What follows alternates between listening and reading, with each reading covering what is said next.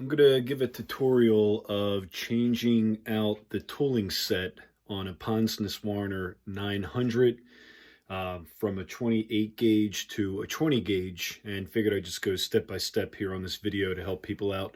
First thing I'm going to have to do obviously is drain the powder and the shot.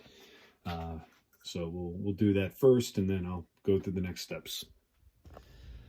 Okay, next step was to get the primer housing off. So I removed the screw here and the two screws in the back. Okay, next step, remove the button head, the thumb screw, sorry, and the washer, and then you're going to pull out the die access plate right here above the housing. So both pieces right here. Okay, so once we remove the die access plate here, what we're going to do next is begin to remove all the sizing dies. What we'll do is we'll take them out one by one, and we'll just index the cylinders around here one by one, and just remove them individually until they are all out. Okay, all of the sizing dies are out, as you can see from the machine now. We'll move on to the next step. Okay, next step. This will be to for the wad ram. We're going to remove the pressure locking nut here. Okay, take a while to screw off, and then you can take a screwdriver into the middle here, and you're going to actually turn this clockwise for quite a little while, and that'll lower the ram, the wad ram, and then we'll remove it from the bottom when that's out. And then once that's done, you're going to take your wad ram from your next gauge. I'm doing 20 gauge, but if you're doing 12 or 410, and then you will insert the ram for that gauge, and then replace the parts. Okay, so I've set in the new wad ram, and what you want to do is you want to get that ram just so it clears the wad housing, and then from there I'm going to replace the wad pressure locking unit here on the top. Screw that down in, and then we'll move to the next step.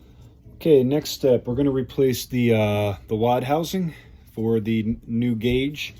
So normally your wad inserter won't move beyond a certain point, so you need to remove this screw here, and once you do that, you'll be able to pull the wad housing out. And then from there, there's two screws under here we're going to remove, and once we remove those, we'll be able to take out the wad housing and put the new one in.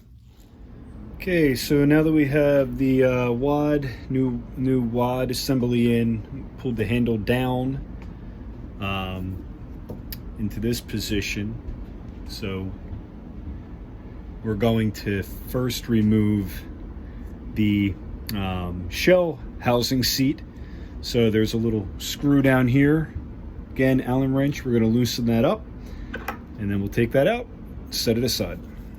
Okay, so we've removed the shell tube set tool at the first station. Now we're going to take the Allen wrench and remove the screw here and drop out the knockout for the primer, and then we'll do the same thing for powder and shot tubes.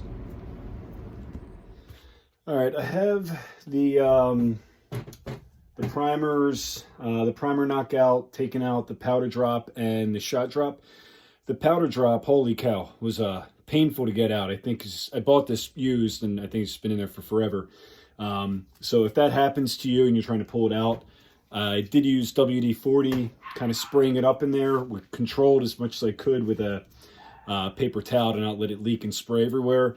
It came out. So just an FYI, if anybody runs into that problem, it did help. It finally worked its way out.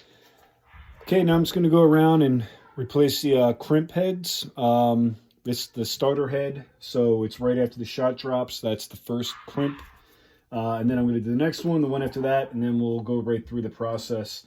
And what I'm going to do is, as I'm taking out the old crimp for the gauge I was using and replacing with the new gauge, I'm going to go do those one at a time rather than taking them all out. And so I'm taking out the starter crimp of the 28 gauge, and I'm going to put in right now the 20 gauge starter crimp.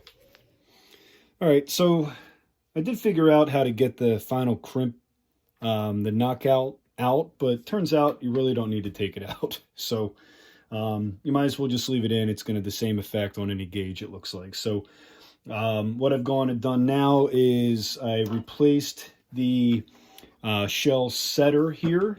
That's going to put the new shell in place. So I did that. There's a screw there that you can turn to get it to the correct height that you want it to be, and you can adjust it as you go.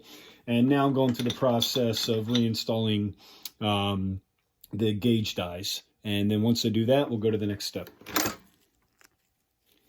Okay, so next step, I'm going to install the shot and powder bushings into the appropriate spaces here, and I'm going to tighten them up. Okay, so we have the shot and powder bushings in. We have the primer knockout back in.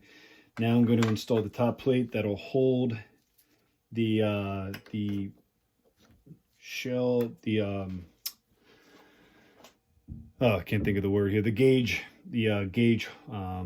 dies in place. So we're going to replace this and then put this screw back in, and then we'll move to the next step.